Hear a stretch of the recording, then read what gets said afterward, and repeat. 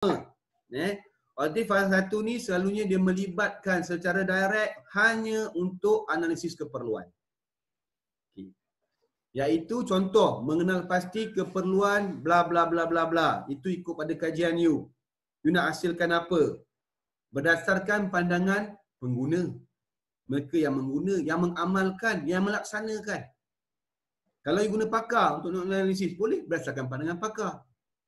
Okey, dalam objektif fasa 1 ini mengenal pasti keperluan bla bla bla dot dot dot dot ni adalah objektif utama. Dalam dia ada sub objektif, iaitu you boleh refer pada tesis yang menggunakan DDR. Contoh tesis saya boleh download je dekat Repo. Tesis Dr. Syariza boleh download, Dr. Simusid boleh download saja. Okey, kalau tak boleh juga WhatsApp saya bagi. Okey.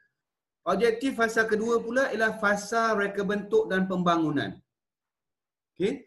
Mereka bentuk dan membangunkan, mungkin membangunkan model atau membangunkan modul atau membangunkan instrumen atau membangunkan satu garis panduan berdasarkan kesepakatan pakar, kumpulan pakar. Okey. Okey, dalam objektif ini adalah sub objektif dia lagi yang kita kena kuasai. Yang kita kena tahu macam mana nak mengukur mereka bentuk dan membangunkan tu. Yang saya cakap tadi, boleh refer tesis saya atau tesis sahabat-sahabat yang lain, Dr. Musid, Dr. Syariza. Lagi siapa yang buat? Dr. Nizam, UUM. Dr. Rawiyah, UUM. Dr. Nizam, IBDA. Dr. Nuzul, IBDA. Banyak tesis ni. Okey, yang ketiga, bila kita dah bangunkan kita punya model ataupun output ataupun produk itu, kita kena evaluate dia. Kita kena lihat usability dia. So, menilai kebolehgunaan mungkin model berdasarkan pandangan mereka yang akan gunakan model tersebut.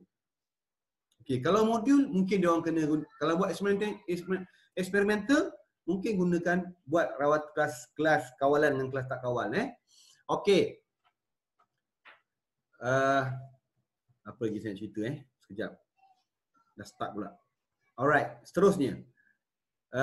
Kalau kita tengok hierarki, proses daripada objektif fasa 1 sehinggalah objektif fasa ketiga ini, kita tengok betul-betul, kita amati betul-betul, dia adalah berasaskan kepada taksonomi.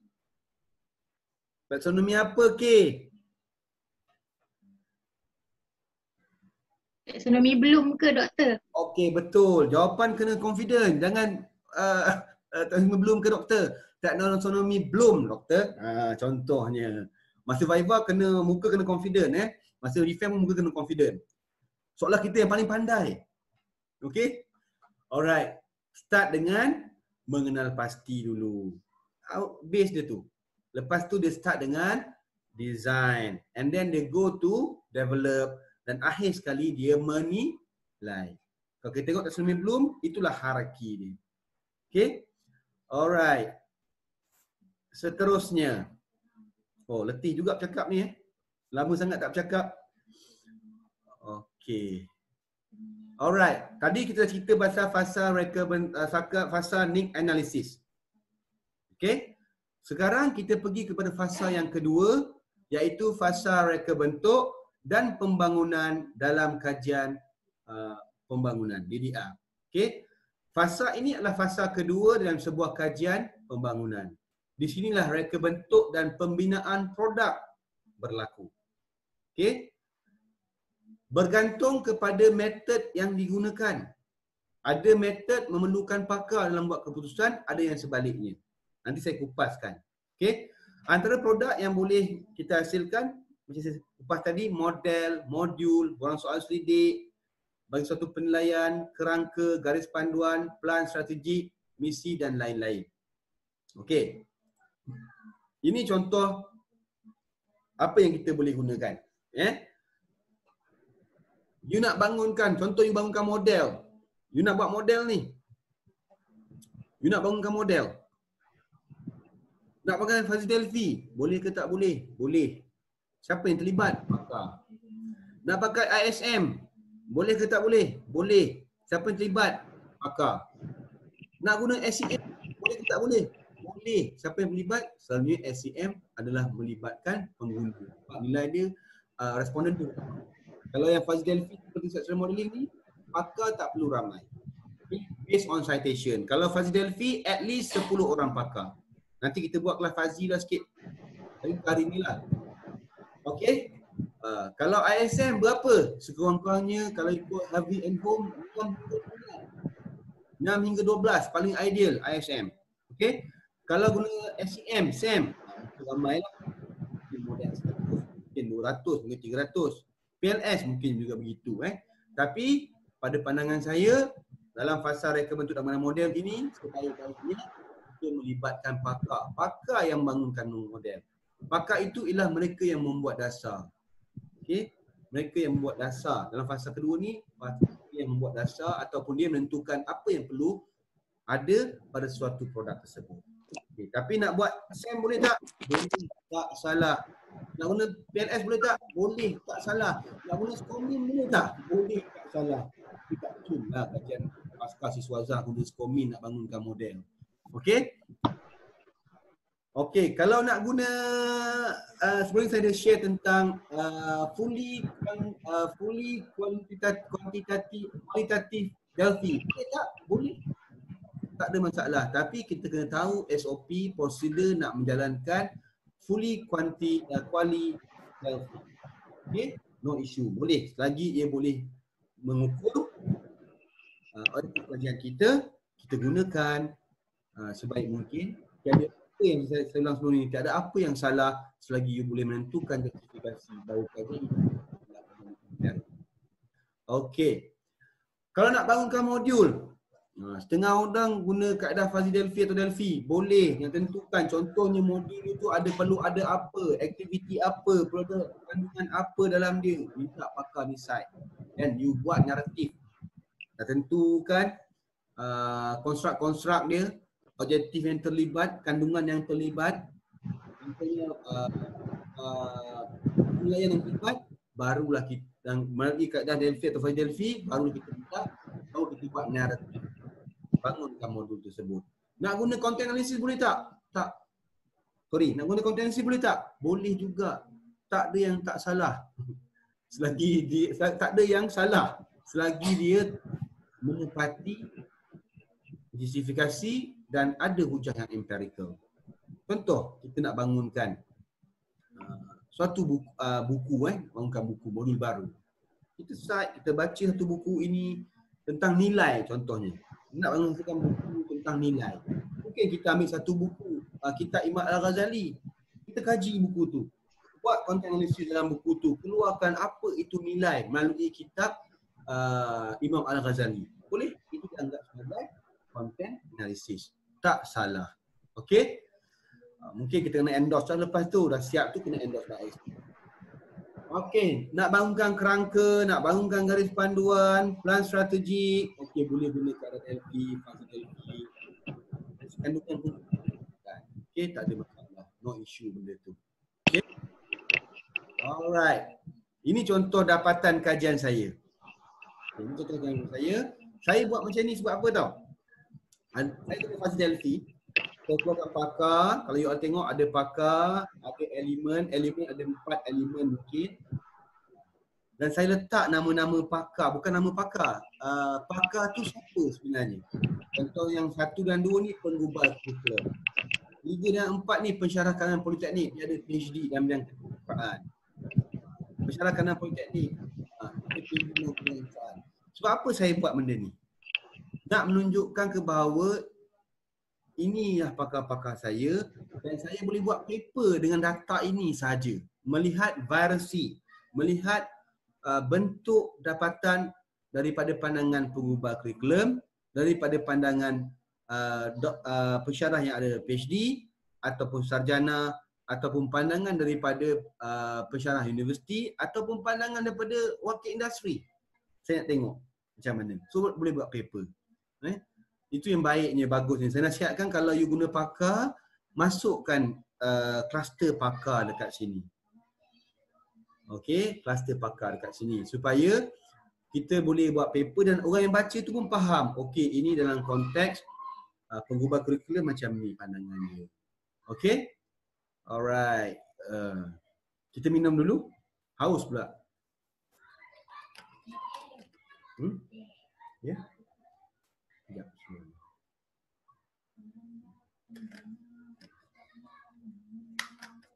Okay. Ini contoh kalau kita bangunkan Delphi lah. Fazil Delphi lah. Ada lagi orang yang chat. Saya dah baca sekejap chat dia. Maaf, saya ada kawan bagi password dan link ni, bolehkah saya ikut? Oh, ikut je lah. Tak ada masalah Encik Hassan, ikutlah. Kita semua adalah we all with you. Kita bantu sebaik mungkin. Dalam konteks PKP ni pun kita kena bantu ummah. Kita kena bantu orang. InsyaAllah kita bantu orang, Allah memudahkan kehidupan kita. Okey? Ikutlah. Saya memang sharekan semua ni. Saya memang sharekan pada orang password dengan ID saya, ID meeting room ni untuk supaya saya boleh berkongsi. Saya bukan pakar, tapi saya ada sikit ilmu yang saya boleh sharekan pada you all. Okey, kita teruskan. Okey, ini contoh model saya ini contoh model saya. Model kajian PhD saya lah.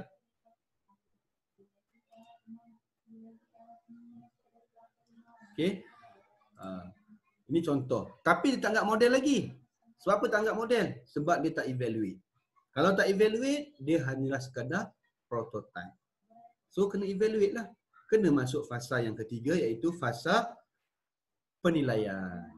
Okay, nanti saya kupaskan pasal fasa penilaian.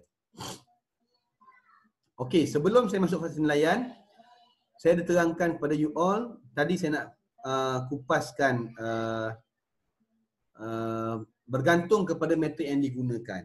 Okey, pada pandangan saya, kalau you buat kajian DDR, pada pandangan saya pada pandangan saya, untuk fasa kedua ni iaitu reka bentuk dan bangunan, sebaiknya gunalah pakar. Sebab apa? Sebab pakar ni dia mengetahui apa yang perlu ada dalam bidang dia.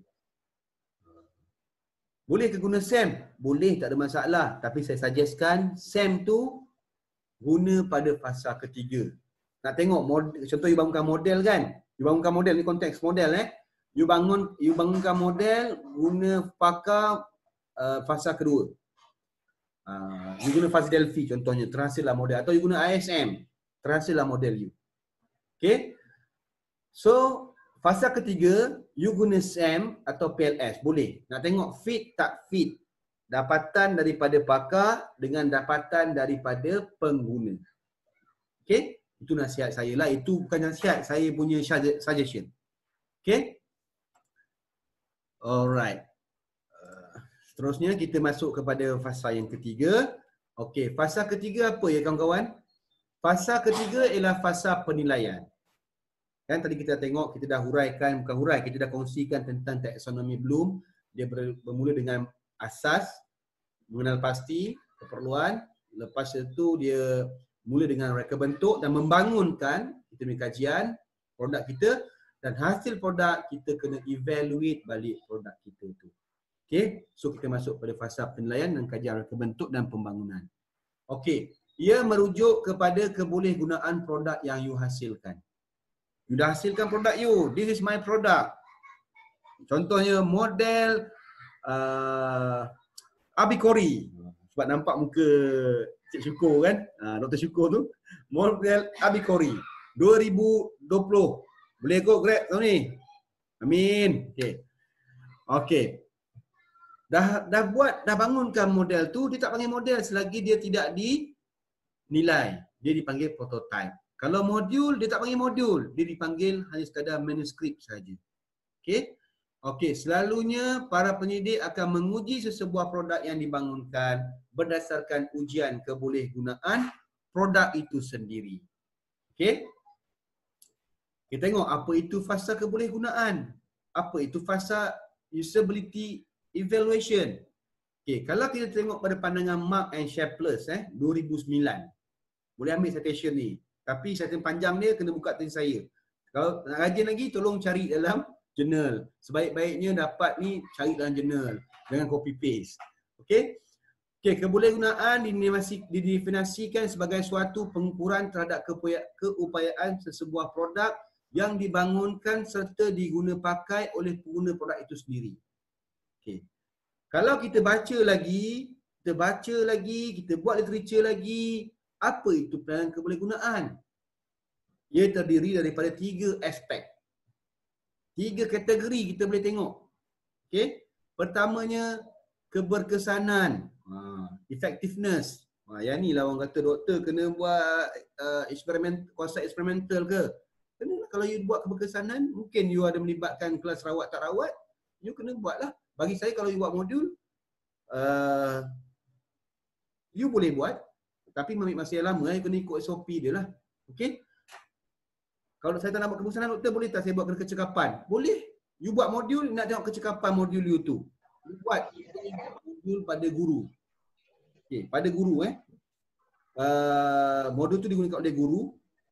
Dah siap modul tu, tak panggil modul lagi, dia panggil manuskrip. You buat TOT dengan guru. You ambil 10 orang cikgu ataupun 30 orang cikgu terpulang pada you. You terangkan. Mungkin ambil masa dalam 3 hari, you terangkan you punya modul-modul tu. Sebelum dia buat tu, sebelum you buat TOT tu, you minta dia jawab soal sedikit dulu. Ataupun interview dia dulu. Kalau you nak guna kuali, interview lah. Kalau you nak guna kuanti, guna soal sedikit. Okay. Dipanggil pre-test. Pre-test. Lepas tu you dah buat TOT dekat dia orang. Dah buat, you ambil 10 orang cikgu tu, you temu bual dia balik. Dia dipanggil post-test. Boleh. Itu pun boleh juga dia mengukur modul, tak ada masalah. Boleh mengukur modul. Ataupun you buat soal selidik. Tengok pre and post dia. Dapatan dia.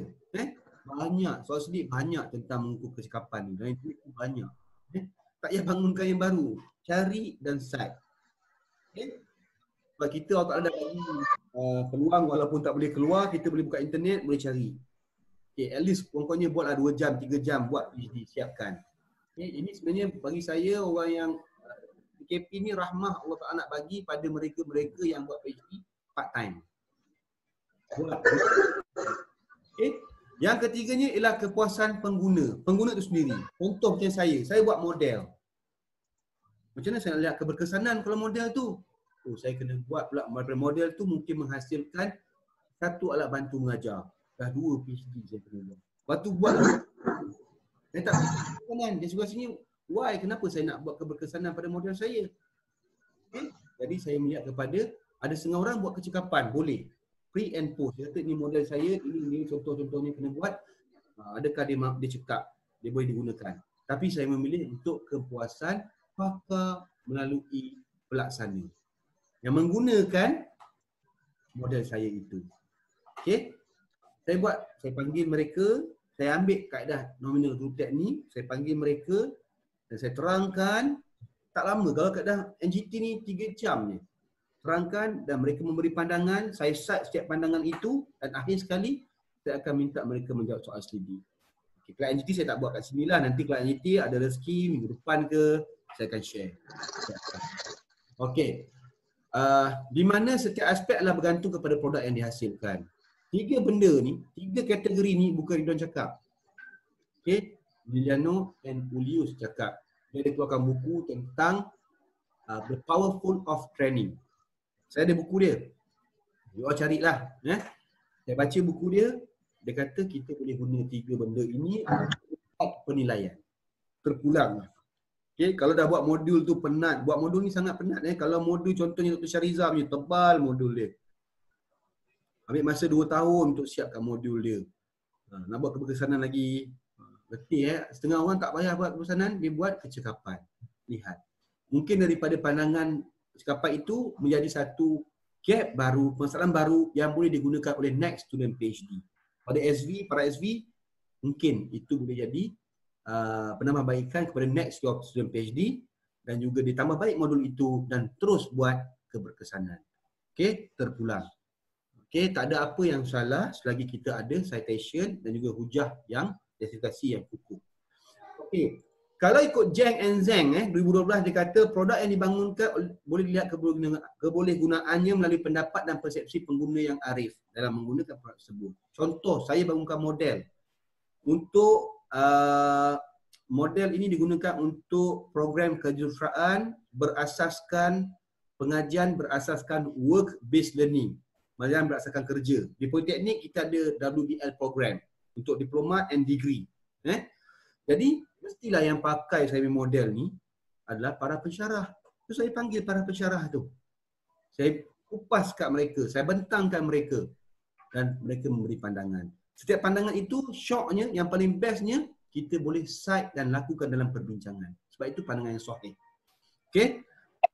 Alright, nanti kata doktor NGT ni apa kuali ke kuanti? Itu nanti kita kupaskan next session insya-Allah. Okay? Okay. Nak buat fasa penilaian kebolehgunaan ni, apa yang kita boleh gunakan? Nak guna pakar, nak guna Delphi, boleh ke tak boleh? Boleh. Doktor Musik guna Fuzzy Delphi. Doktor siapa lagi guna Fuzzy Delphi? Saya guna NGT. Doktor Faris guna NGT. Guna Fuzzy Delphi. Nak guna ISM boleh tak? Boleh. Kalau you dah buat model, you dah keluarkan model you, contohnya you guna ISM lah model you. You nak test pula guna PLS, boleh tak? Boleh, tak ada masalah. Nak tengok hubungan dia. Betul tak fit, tak fit? Boleh. Guna soal sidik boleh tak? Boleh, tak ada masalah. Guna temu bual boleh tak? Boleh. Tapi kena justify. Nak buat eksperimental boleh tak? Boleh, tak ada masalah. Buat tapi dia masa yang lama. Okay? Why not kita test dulu pada mereka yang menggunakannya. Lepas tu ada kelemahan, kita buat penambahbaikan untuk next student dan juga kita terus try kepada keberkesanan.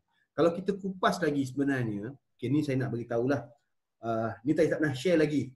Bila saya bedah buku DDR tu dengan Puan Nurul dalam ni saya beritahu. Okay? Sebenarnya setengah orang kata tak boleh guna, bila buat modul tak boleh, nak kena guna keberkesanan juga. Kena lihat keberkesanan.